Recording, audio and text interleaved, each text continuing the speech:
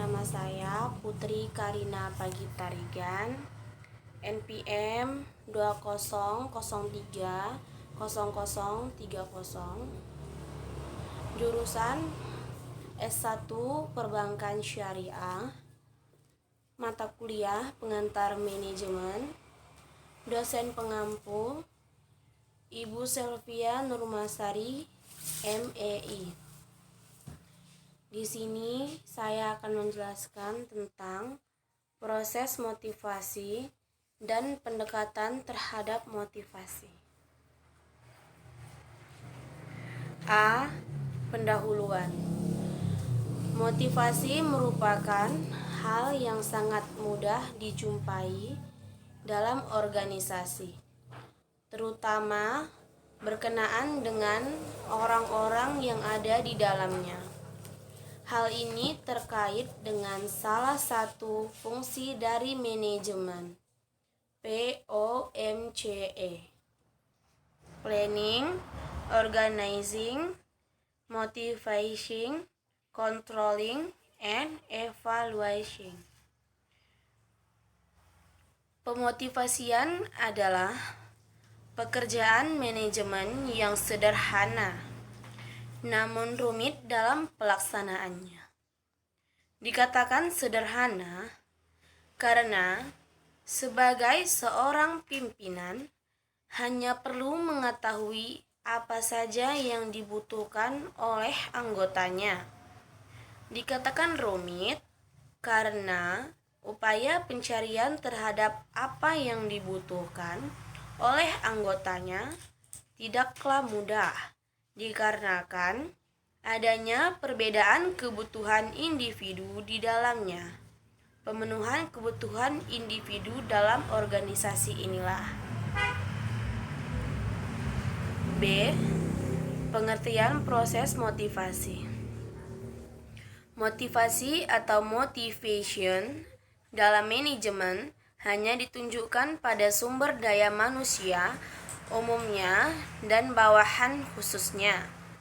Motivasi adalah pemberian daya penggerak yang menciptakan kegairahan kerja seseorang agar mereka mau bekerja sama, bekerja efektif, dan terintegrasi dengan segala daya upayanya untuk mencapai kepuasan. Motivasi adalah proses yang menjelaskan intensitas, arah, dan ketekunan seorang individu untuk mencapai tujuannya. 3 elemen utama dalam definisi ini diantaranya adalah intensitas, arah, dan ketekunan. Menurut Handoko 2001, jika dilihat atas dasar fungsinya, motivasi terbagi atas 2. Yang pertama, motivasi intrinsik dan ekstrinsik. Nah, apa perbedaan antara motivasi intrinsik dan ekstrinsik? Perbedaan utama antara motivasi ekstrinsik dan intrinsik adalah bahwa motivasi ekstrinsik bergantung pada penghargaan atau hukum eksternal, sedangkan motivasi intrinsik menghargai perilaku itu sendiri dan seseorang melakukan hal tersebut karena dorongan dari jiwanya sendiri. Motivasi intrinsik dan motivasi ekstrinsik. Apakah motivasi intrinsik? Pengertian motivasi intrinsik adalah perilaku yang dimotivasi oleh keinginan internal. Dengan kata lain, perilaku yang dilakukan dengan motivasi ini adalah sebuah hadiah untuk diri kita sendiri dan tidak perlu diberikan oleh orang lain sebagai sumber eksternal. Segala yang kita lakukan dalam hal ini adalah untuk kebaikan dan kepentingan kita sendiri, bukan mengharapkan imbalan atau apresiasi dari orang lain, faktor eksternal. Lalu, apa motivasi ekstrinsik? Arti kata ekstrinsik adalah berasal dari luar. Ini terjadi ketika kita termotivasi untuk melakukan perilaku atau terlibat dalam suatu kegiatan untuk mendapatkan hadiah atau menghindari hukuman. Kita kasih contohnya. Sebagai contoh, Anda pergi ke sebuah kompetisi untuk memenangkan hadiah uang tunai atau penghargaan. Contoh ini menunjukkan bahwa adanya perilaku yang dimotivasi oleh keinginan untuk mendapatkan hadiah atau menghindari hasil yang merugikan. C. Proses motivasi. Berdasarkan pengertian di atas, maka kebutuhan merupakan faktor utama dalam motivasi. Kebutuhan adalah suatu keadaan internal yang menyebabkan hasil tertentu tampak menarik. Kebutuhan yang belum terpenuhi menciptakan tegangan yang merangsang dorongan-dorongan dari dalam individu untuk mencapai tujuan dimaksud.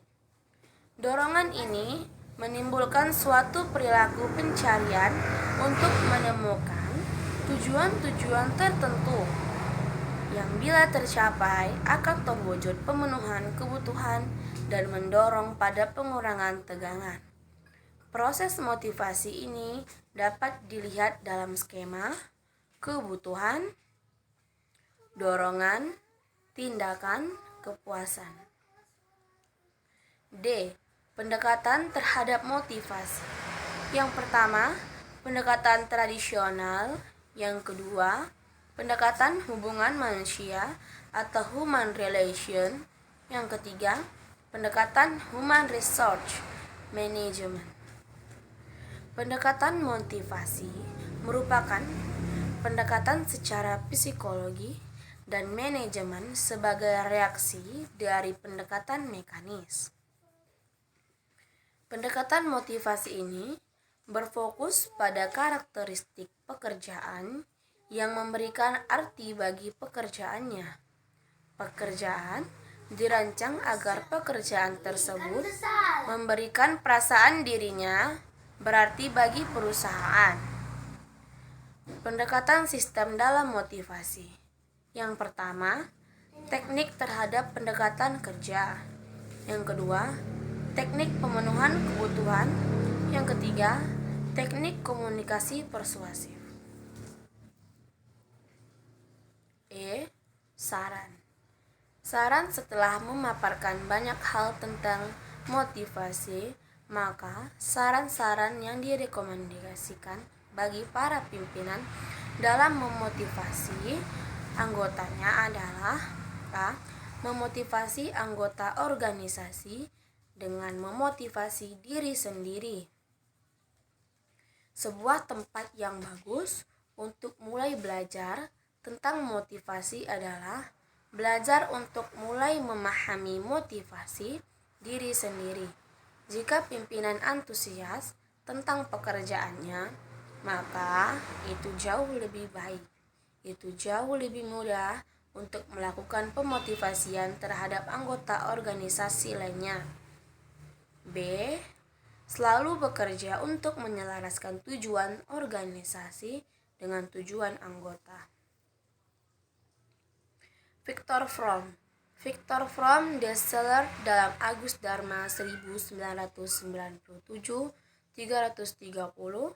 mengembangkan model ekspektasi yang digunakan sebagai model dasar timbulnya motivasi seseorang. Fromm mengemukakan bahwa motivasi pada dasarnya muncul apabila terjadi dua hal, yaitu apabila valence atau nilai hasil tertentu sangat tinggi bagi seseorang dan apabila seseorang itu merasa memiliki kesempatan yang baik untuk menyelesaikan tugas dan memperoleh hasilnya. Sekian presentasi dari saya. Apabila ada kata yang salah, saya mohon maaf. dan saya mohon ampun kepada Allah Subhanahu wa taala. Wabillahi taufik wal hidayah. Wassalamualaikum warahmatullahi wabarakatuh.